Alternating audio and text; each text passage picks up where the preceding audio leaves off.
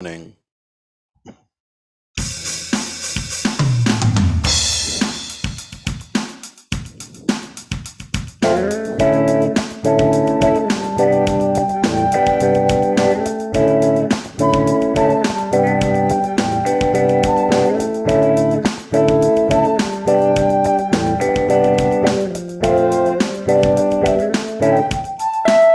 Good morning.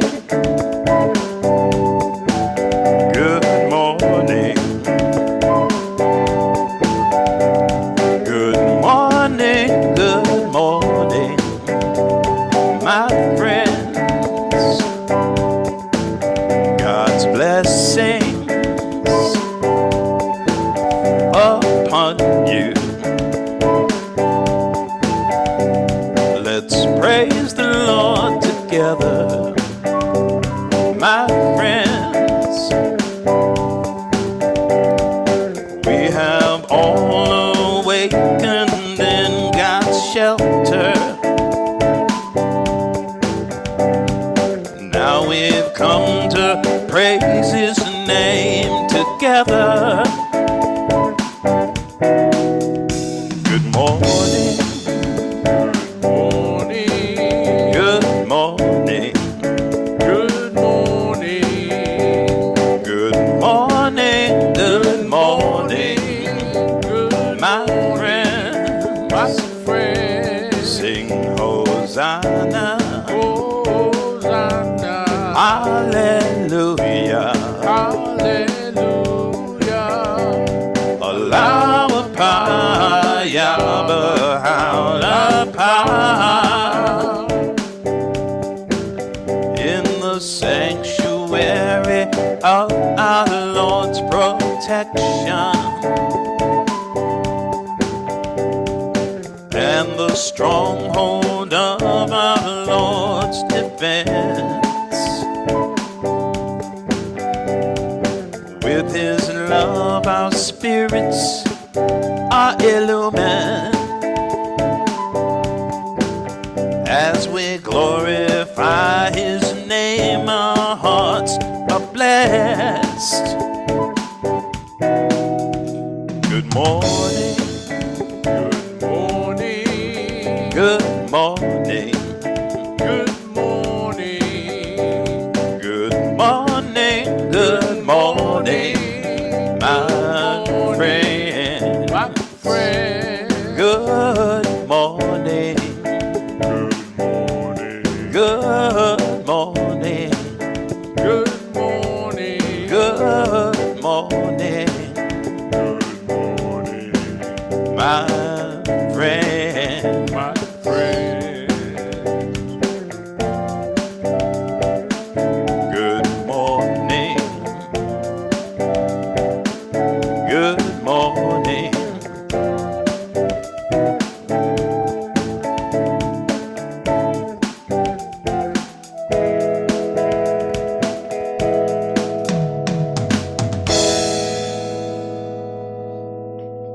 I always want to do one of the, like the Who, but I will not. Good morning, everyone. How's everyone doing? Good morning. Good morning, Vicky and Gilbert and Andy. Glad to see you here this morning. Andy. And Hushang, good morning. And Jeremiah, who is behind the clouds there. And good morning, everyone out there in Facebook land, whether you are watching this now or later. We still hope you're having a good day. Good morning, good evening, good night, whichever one is the right term to use. Yes, the appropriate term. Yes, and you know what? I had a few things going on. Daryl knows. I won't bore you with the details, but I always like to choose a prayer to get us started. I did not do that. I did not do that. And so what I will do though is because let's face it, I mean, maybe that's me being a little too pedantic, maybe a little too, but I always like to have it ready.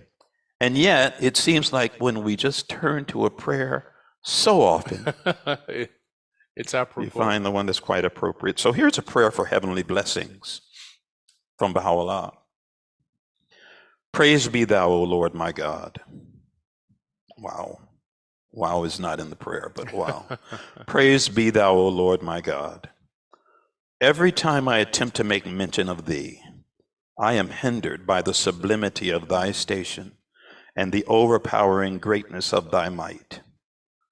For were I to praise thee throughout the length of thy dominion and the duration of thy sovereignty, I would find that my praise of thee can befit only such as are like unto me, who are themselves thy creatures, and who have been generated through the power of thy decree, and been fashioned through the potency of thy will. And at whatever time my pen ascribeth glory to any one of thy names, methinks I can hear the voice of its lamentation in its remoteness from thee, and can recognize its cry because of its separation from thyself.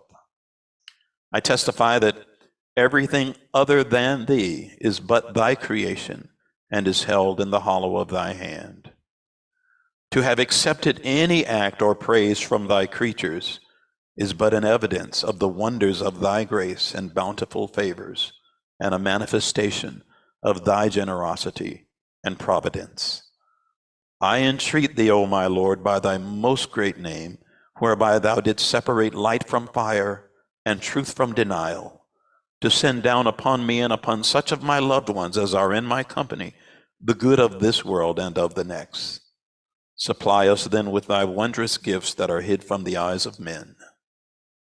Thou art verily the fashioner of all creation. No God is there but thee, the Almighty, the All-Glorious, the Most High. And again, this is a prayer from Baha'u'llah. You know, some prayers I have a little asterisk by. That's one of my asterisk prayers, because I'm like, this is special. Well, Darryl. In case you didn't recognize that, that's from Gleanings. Yes. Yes, it is. I should have said that, but you're right. That is from Gleanings. And for anyone who's unfamiliar with Gleanings, Gleanings is a compilation of writings from the over 100 volumes of revelation, of verses that Baha'u'llah revealed during his time among us. And so, you know, for anyone who might be interested in the writings that is new either to the faith or even new to exploring the faith, to me, Gleanings is always a good place to start. Absolutely. It really is. It's like an overview of this vast, collection of writings from a manifestation of God. Right. Yeah. So, and excuse me, good morning, Sharon A. And let me see, Pam's with us. Hi there, Pam. How you doing? And so what we're doing today is, of course, we're reading as usual from the book Toward Oneness. And at the end of our last meeting, we got to the beginning of chapter 4 in a 5-chapter book, Darryl. So you better be thinking about what's our next book. But yeah, the beginning of chapter 4. And we read the first couple of questions and their answers. And we have a new question here today that we are going to consider. Remember, we're talking about prejudice. We're talking about prejudice. And the page, at least in this particular version of this text, the page that we're on is page 26. What page are we on in your version? 30. I know this isn't a race, but I always feel like you're ahead of me and I want to catch up. It's not going to happen because my print is larger.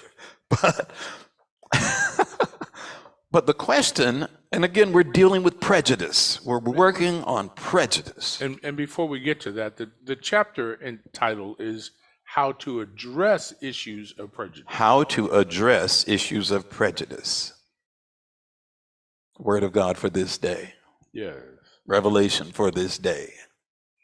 So here's the question.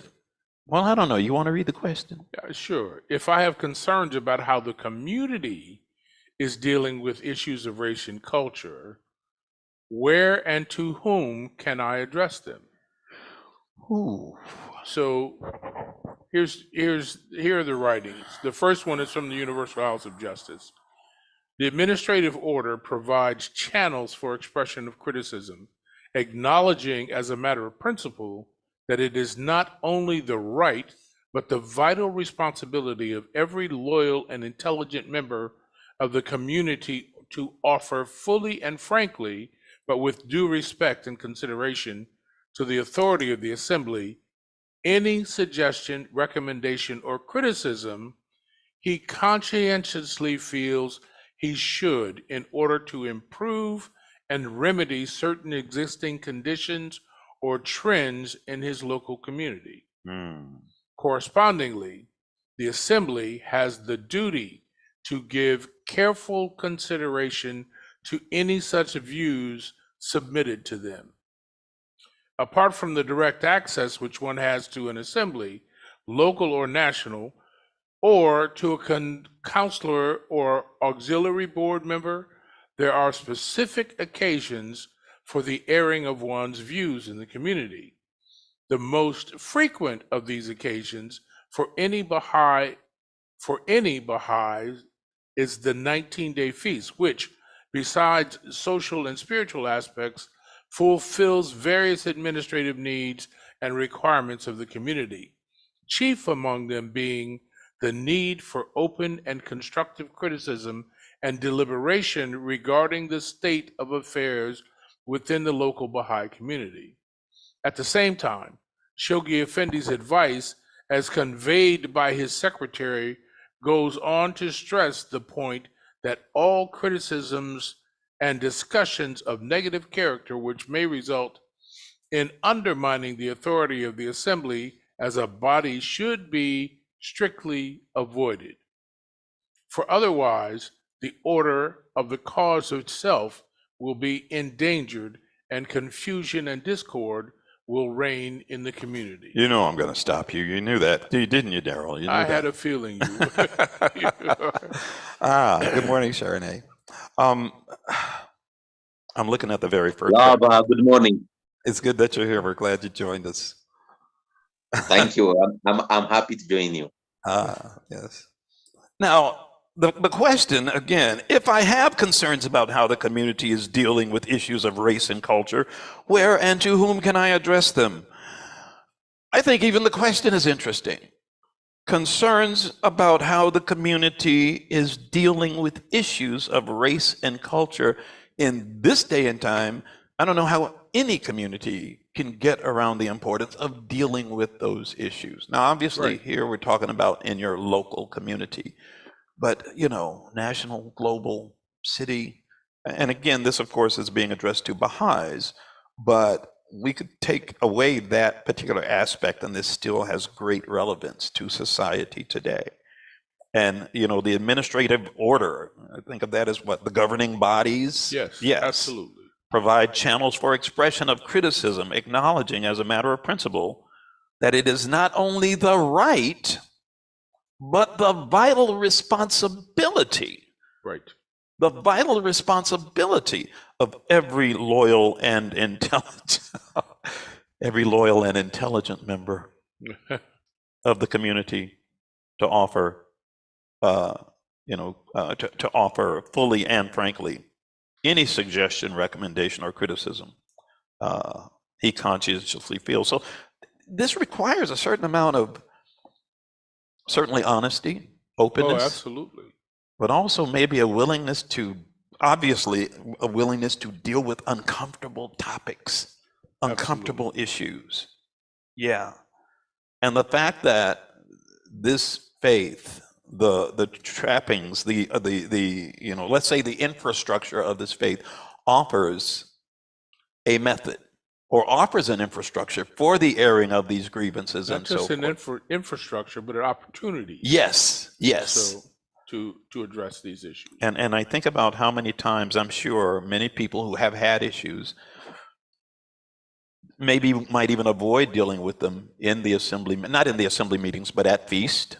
Yeah. Okay, at feast. And for anyone who is unfamiliar with what feast is in the Baha'i faith, every 19 days we have a gathering. We have other gatherings, devotions and firesides and so forth. But feast is a Baha'i community gathering. Right. Where we come together, and it's a combination of worship, of dealing with administrative issues such as this and the business of the community, but also having a time to just socialize and so forth and so on. And Shoghi Effendi has pointed out that the social time is just as important as the other aspects. But the point is, there is a vehicle for airing of our differences, and points out that, the need for open and constructive criticism and deliberation. that, I mean, chief, I'll read it. What is it? The most frequent of these occasions for any Baha'i is the 19-day feast, which, besides its social and spiritual aspects, fulfills various administrative needs and requirements of the community, chief among them being the need for open and constructive criticism and deliberation regarding the state of affairs within the local Baha'i community. And I like the fact that he points out that all criticisms and discussions of negative character, which may result in undermining the authority of the assembly as a body, should be strictly avoided. So we have to come respectfully. Right.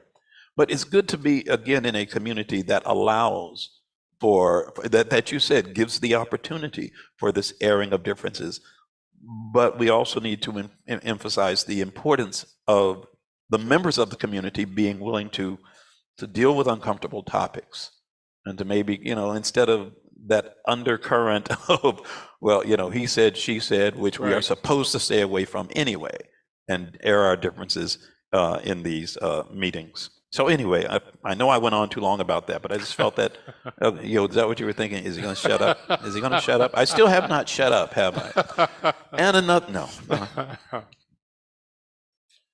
You are encouraged to share your thoughtful suggestions for raising awareness of this issue with your local spiritual assembly, your national spiritual assembly, and fellow individual believers. The first step in eradicating any prejudice is education at the local level about the existence of the problem rather than legislation of a particular policy from afar. Mm-hmm. That says these issues should start out, if you have them, they should start out with local administration, even with other individuals in the community. Yes. As you suggest, the 19-day feast is a perfect forum for beginning consultation on such matters, and further opportunities for education through larger gatherings can always be suggested to the institutions. What this says to me, as far as thinking about how many people who really have an interest in eradicating our society from the blight of prejudice. Unfortunately, many people feel that if you just ignore it, it'll just go away.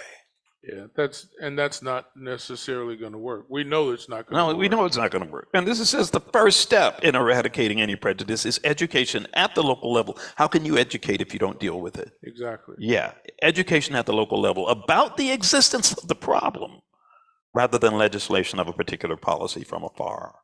So yeah, it's a community issue. It's a community problem. And don't get me wrong. I don't think this is saying, this is just me, I don't think this is saying that there should not be any, input or legislation, but this is saying the first step. Yeah. The first step. It's local education. Yes, yes.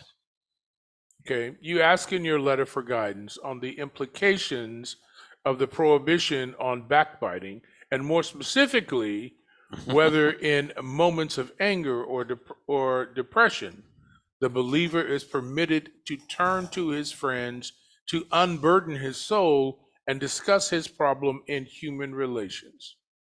Normally, it is possible to describe the situation surrounding a problem and seek help and advice in resolving it without necessarily mentioning names.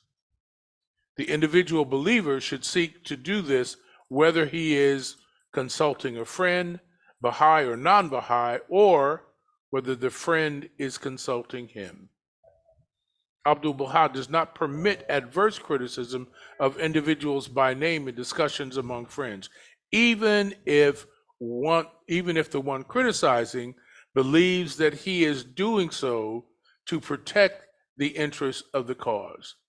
If the situation is of such a gravity as to endanger the interests of the faith, the complaint, as your National Assembly has indicated, should be submitted to the local spiritual assembly, or, as you state, to a representative of the institution of the counselors for consideration and action. In such cases, of course, the name of the person or persons involved will have to be mentioned. I need to back that up. Mhm. Okay. If the situation is of such gravity as to endanger the interests of the faith, the complaints, as your National Spiritual Assembly has indicated, should be submitted to the local spiritual assembly, or as you state, to a representative of the institution of the counselors for consideration and action. In such cases, of course, the name of the person or persons involved will have to be mentioned. You also ask what one should do to handle depression and anger with someone one feels very positively about. The Universal House of Justice suggests that you call to mind the admonitions found in our writings on the need to overlook the shortcomings of others, to forgive and conceal their misdeeds, not to expose their bad qualities, but to search for and affirm their praiseworthy ones, and endeavor to be always forbearing, patient, and merciful. Okay, Daryl. Again, that was a lot, but it's also very challenging. Of course. Very challenging. You also asked what one should do to handle depression and anger with someone one feels very positively about. The Universal House of Justice suggests that you call to mind the admonitions found in our writings on the need to overlook the shortcomings of it. Remember, we're dealing with prejudice here, the issue of prejudice. And what are we told? Overlook the shortcomings of others. Forgive and conceal their misdeeds. Tell me that would not be challenging for you. It would be. It would be, but I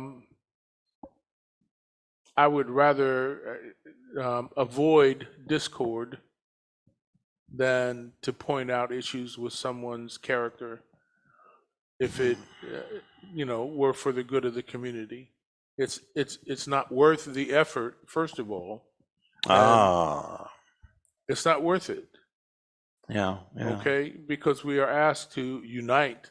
I mean, and to stay united. Yes, this sentence is a lesson in and of itself. Just one sentence. It's a long one, but it's one sentence. The Universal House of Justice suggests that you call to mind the admonitions found in our writings on the need to overlook the shortcomings of others, challenging, to forgive and conceal their misdeeds, challenging, not to expose their bad qualities, right, challenging, but to search for and affirm their praiseworthy ones. Wow. And endeavor to be always forbearing, patient, and merciful. Yeah. Well, the writings say if you know someone with 9 bad qualities and 1 good one, then we should focus on the 1 good one. Which reminds me, nice shirt. Thank you. I'm sorry, I couldn't help it. Now that's definitely a good quality. How you doing, Andy? You've got plenty of others, but yeah, I mean, but again, even that is challenging. I mean, again, avoiding depression and anger with someone, especially when you know you got a darn good reason. Yeah. And it says, no, you have to still look for their positive qualities. Yeah, focus on the good. But notice it does not say don't take it to the governing bodies. No, you still, if it's something that you feel needs some kind of a form, addressed. Yes, to be addressed. Yeah, you still do. But on your personal dealings with that person, your personal views of that person, because it's twofold. It's okay, if this is affecting or can affect something in the community, then someone needs to know. Something needs to be done. But I need to, in working on myself and my own spiritual growth, and in the way I view this person, I need to still see the positive qualities in them. Right. Yeah. I mean, and this is not just in our writings. If you go to biblical writings, when you start talking about other people, in the Bible it says, let he who is without sin cast the first stone. stone. You know? Yeah. Yeah. So it's kind of the same thing. You know? Yeah. Exactly. So Exactly. let's do a song. Okay. Okay. I hope this goes well. I mean, It should. yeah. Okay.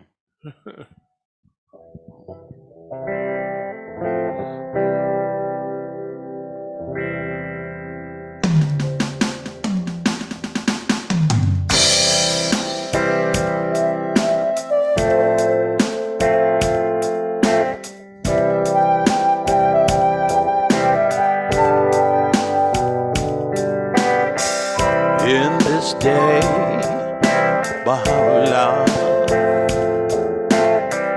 talking to the world about justice. Oh, what a wonder this justice. Surely it's the day of God. In this day, Baha'u'llah, talking to the world about oneness. Oh, what a wondrous oneness. Surely it's the day of God. Blessed beauty, blessed beauty.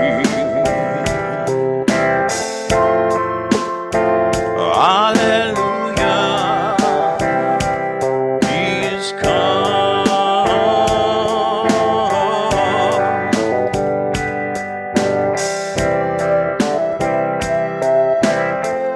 In this day,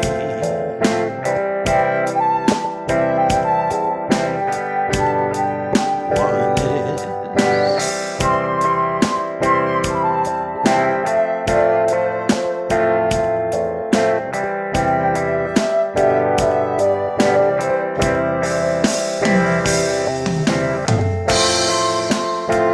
Blessed beauty, blessed beauty,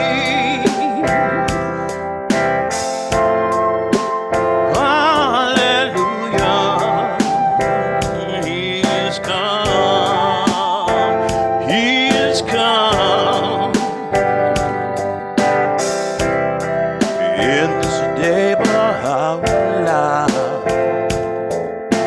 talking to the world about oneness. Oh, what a wonder this oneness. Surely it's the day of God, the day of God.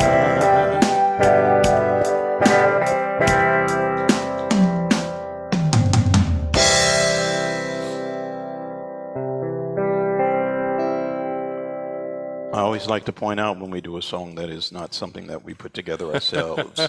And this is one of those songs which actually is the original is written for a choir version. And there's anyone who's heard this song, you know, first of all, it's probably a little bit faster. Yes. Is it? Yeah. Usually. And it you know, there's that rousing change that it goes into, and it's usually meant for a choir to sing it. But we don't have a choir. We got a guitar and your instrument, which I usually just call a flute, and we got drums, so we do what we can. And so to get back to our readings for the day, Daryl. So the next question is, what are general considerations I need to keep in mind when I address the topic of race? Please read the question again. What are general considerations I need to keep in mind when I address the topic of race? This is from Hi, Amazing. Abdul Baha and Tablets of Abdul Baha. O ye cohorts of God, beware lest ye offend the feelings of anyone, or sadden the heart of any person, or move the tongue in reproach of and finding fault with anybody, whether he is a friend or stranger, believer or enemy. Pray in behalf of all and entreat God for forgiveness and bounty for all. Beware that any soul take revenge or retaliate over another, even if he be a bloodthirsty enemy. I'm going to repeat, beware that any soul take revenge or retaliate over another, even if he be a bloodthirsty enemy. Beware that anyone rebuke or reproach a soul, though he may be an ill wisher or an ill doer. Do ye not look upon the creature, advance ye toward the Creator. Do ye not look upon the creature, advance ye toward the Creator. Behold ye not the rebellious people. Turn your faces toward the Lord of hosts. Look ye not upon the ground, raise your eyes to the world illuminating sun, which hath transformed every atom of the gloomy soil into bright and luminous substance. O ye cohorts of God, in the moment of catastrophe, find ye patience, resignation, and submission. The more the calamities are intensified, the less become ye disturbed. The more the calamities are intensified, the less become ye disturbed.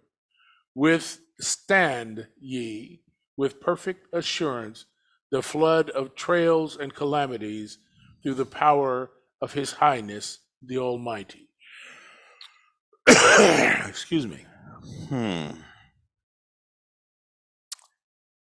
Another challenge. Another challenge. Another challenge. I got so much I want to say, but I'm resisting. I mean, okay, I'm going to stop resisting. Go ahead. Yeah, I look, okay. It's, I mean, even in the Bible, you know, Jesus points out, pray for those of those who wrong you and so forth. And this is basically saying the very same thing. But the detail here, you know, beware lest ye offend the feelings of anyone or sadden the heart of any person or move the tongue in reproach of and finding fault with anybody, whether he is a friend or stranger, believer or enemy. My toes are hurting right now because Abdu'l-Baha is stepping all over them. I mean, he's stepping all over it. And pray in behalf of all. Pray in behalf of all and entreat God for forgiveness and bounty for all. For all. Yes. Not all except. No, all. All. It's a very high bar. Yeah. It's a very high bar Yes. to attain. Yeah. I mean, don't look upon the creature. Advance ye toward the Creator. Do ye not look upon the creature. Advance ye toward the Creator. Behold ye not the rebellious people. Turn your faces toward the Lord of hosts. Raise your eyes to the world illuminating sun, which hath transformed every atom of the gloomy soil into bright and luminous substance. I mean, again, so many of these passages are, you know, a sentence here, a sentence there, or a paragraph here or there. It's a whole lesson in and of itself. Absolutely. And you take know, over the reading? Oh, you want me to take over reading? Please. Okay, this is coming also from Abdu'l-Baha. O army of God, beware lest ye harm any soul or make any heart to sorrow, lest ye wound any man with your words. Be he known to you, I'm sorry, I'm going to start that again because I broke it up poorly. Beware lest ye harm any soul or make any heart to sorrow, lest ye wound any man with your words. Be he known to you or a stranger, be he friend or foe. Pray ye for all. Ask that all be forgiven. Beware, beware, lest any of you seek vengeance, even against one who is thirsting for your blood. Beware, beware, lest ye offend the feelings of another, even though he be an evildoer, and he wish you ill. Look ye not upon the creatures, turn ye to their Creator. And I'll throw in, because their Creator is your Creator. Continuing, this is continuing also from, well, this is actually from the Universal House of Justice. And again, every once in a while I like to remind them, we're dealing with the issue of how to address issues of prejudice. And the question here is, what are the general considerations I need to keep in mind when I address this topic of race? Very uncomfortable right now. Let's face it, a lot of people don't want to talk about it. But here we're told how we need to approach these topics so that we can truly have open and honest conversations. And the Universal House of Justice speaks of Baha'u'llah. It says, Baha'u'llah warns us that the tongue is a smoldering fire, an excess of speech, a deadly poison. Yes. I want you to remember that. So you can say it to me when I need to hear it. The tongue is a smoldering fire, an excess of speech, a deadly poison. Material fire consumeth the body, he says, in elaborating the point, whereas the fire of the tongue devoureth both heart and soul. The force of the former, meaning material fire, the force of the former lasteth but for a time, whilst the effects of the latter endureth a century. Whew. In tracing the framework of free speech, he again advises, I'm sorry, I'm going to read it, but you need to read it because you have better self-control. Oh, you think so? In tracing the framework of free speech, he again advises moderation. Absolutely. In tracing the framework of free speech, he being Baha'u'llah, again advises moderation. And this is a quote from Baha'u'llah. Human utterance is an essence which human utterance is an essence which aspireth to exert its influence and needeth moderation. He states, adding, as to its influence, this is conditional upon refinement, which in turn is dependent upon hearts which are detached and pure. Excuse me. As to its influence, that influence being human speech, human utterance, this is conditional upon refinement, which in turn is dependent upon hearts which are detached and pure. As to its moderation, this hath to be combined with tact and wisdom as prescribed in the Holy Scriptures and tablets. Also relevant to what is said and how is when it is said. Also relevant to what is said and how is when it is said. For speech, as for so many other things, there is a season. For speech, as for so many other things, there is a season. Baha'u'llah reinforces this understanding by drawing attention to the maxim that, listen to this, not everything that a man knoweth can be disclosed, nor can everything that he disclosed be regarded as timely, nor can every timely utterance be considered as suited to the capacity of those who hear it. So you have to think about what you're saying. Is it a right time? And are the listeners, or is the listener ready for this? Are they really able to process it in the way that it's intended? As it is beyond the scope of this letter to expatiate upon these principles, let it suffice to recall briefly certain of the requisites of consultation, a process in Baha'i circles where we air differences and solve issues through a particular kind of selfless, I'll say selfless, we put our egos aside and search for truth together.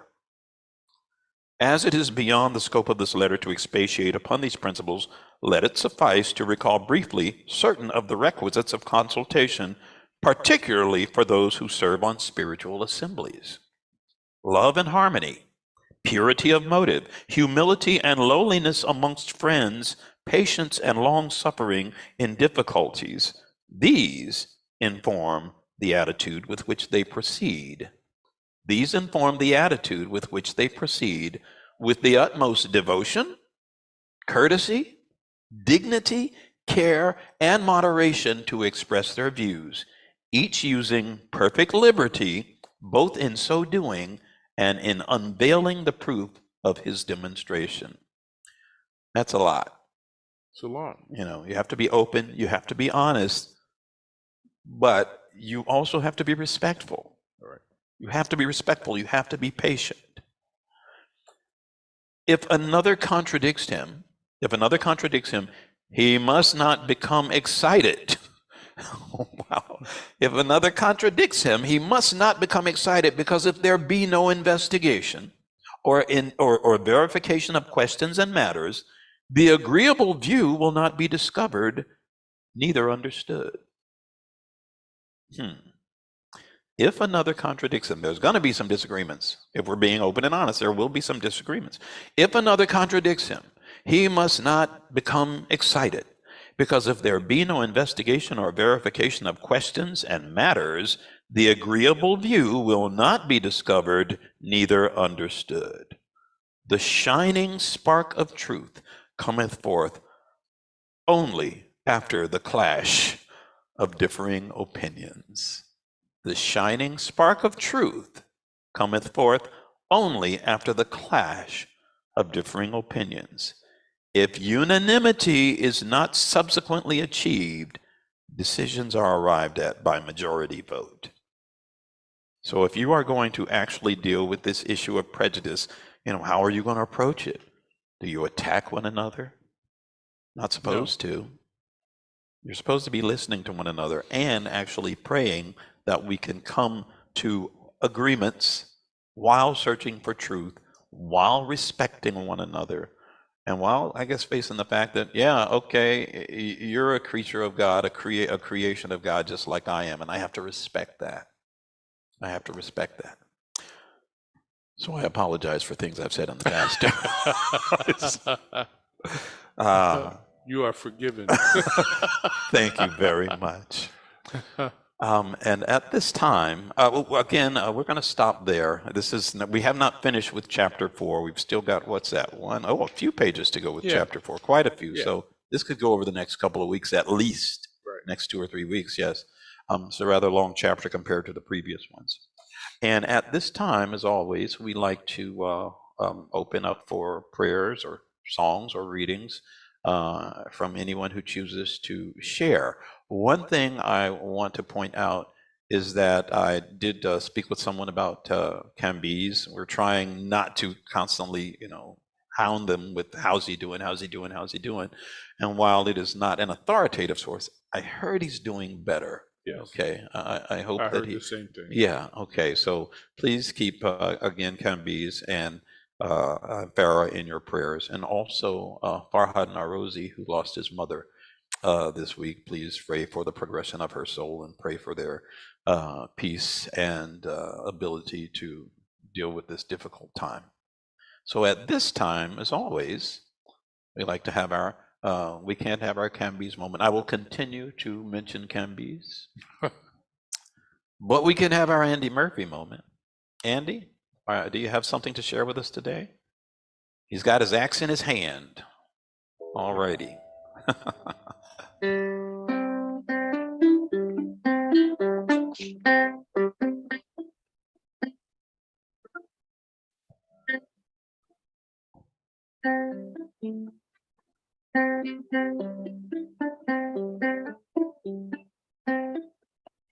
Is there any remover of difficulties? Say God. Say praise be God.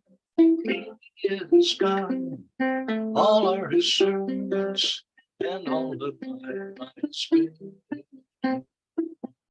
Is there any remover of difficulties? Say God.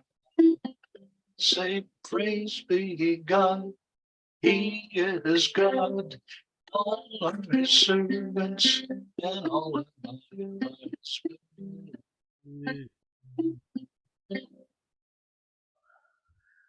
Thank you, Andy. Thank you very much. Is there anyone else who would like to offer up a prayer or reading at this time? Anyone?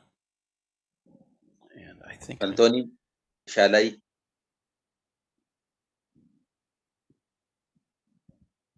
please share an A, yes. Remover of difficulties in one of the local language here in Ethiopia. Waaqa karrakko baasu jira jedhi galanni waaqa haa ga'u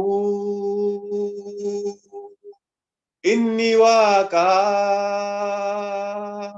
hundumtu garboota isaati hundumtu ajaja isaati jiraata waaqa malee karrakko baasu jira jedhi galanni waaqa haa ga'u inni waaqa hundumtu garboota isaati hundumtu ajaja isaati jiraata. Zabab. Thank you very much, Sharon A. Thank you. Thank you. Is there anyone else who would like to share?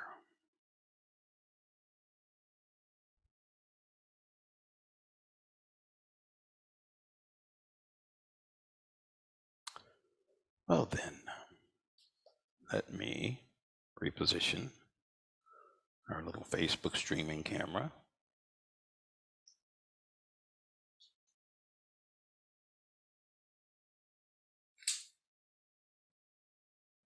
And by the way, good morning, Lisa. I see her name on screen. One of my home girls from back in North Carolina. Good morning.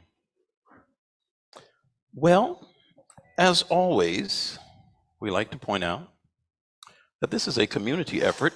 I put this further back, so I got to reach further back now. This is a community effort from several communities, people from a variety of communities. And we all come together and through Zoom and through Facebook and through my home. Used to be Daryl's studio at one time. We were there. Yep. And we try and bring this on a weekly basis. And I don't know if Nini's watching, but hi, Nini. She's down in Delray Beach right now.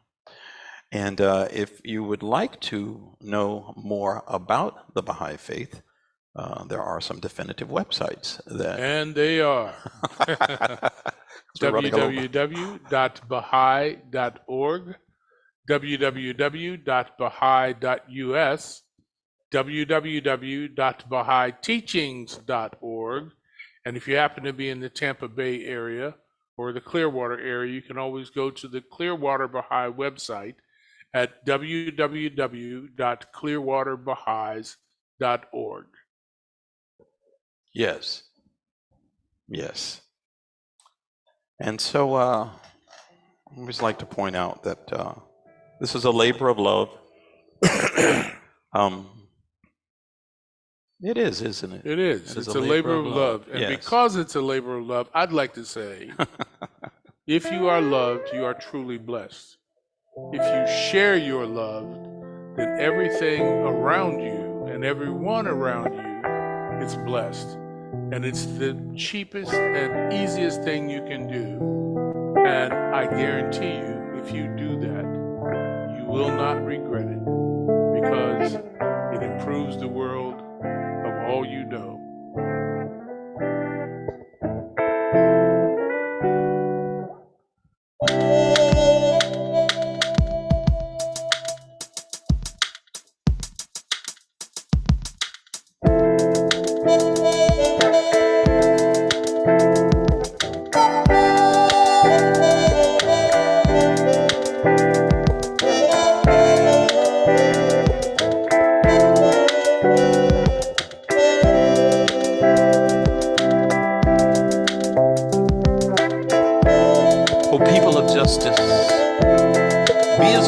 as the light, and as splendid as the fire that blazed in the burning bush.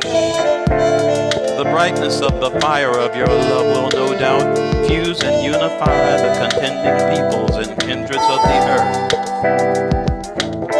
whilst the fierceness of the flame of enmity and hatred cannot but result in strife and ruin. We beseech God that he may shield his creatures from the evil designs of his enemies. He verily hath power over all things. Let your vision be world embracing. Let your vision be world embracing.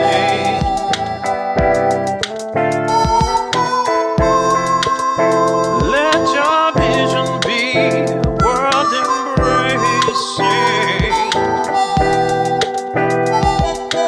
Oh, oh.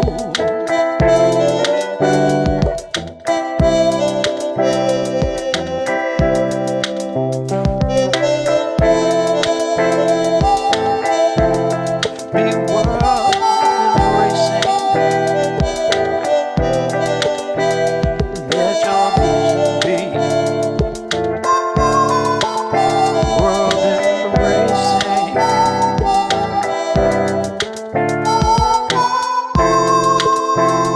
Let your vision be world embracing.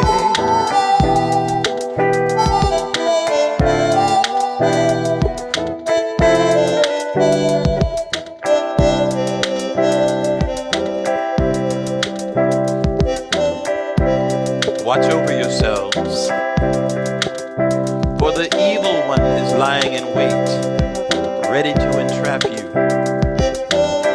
Gird yourselves against his wicked devices, and led by the light of the name of the all-seeing God, make your escape from the darkness that surrounded you.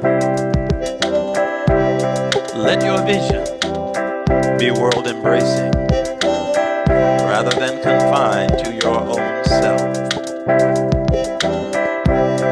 These are the words of Baha'u'llah. Be world embracing. Let your vision be world embracing.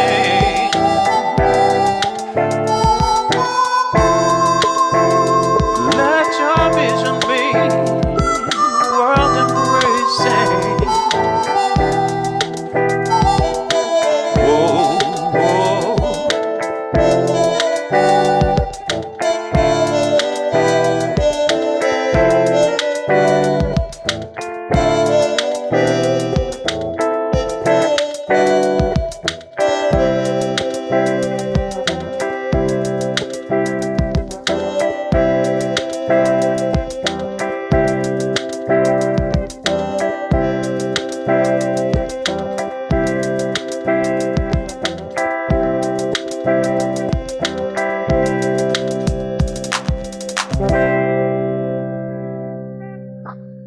Have a good week, everyone. Thank you. Thank you. Thank you very much. And I see my brother-in-law is in here too. You know, I mentioned my sister Amazing. Sure. Her husband, Brian, who loves to fish. He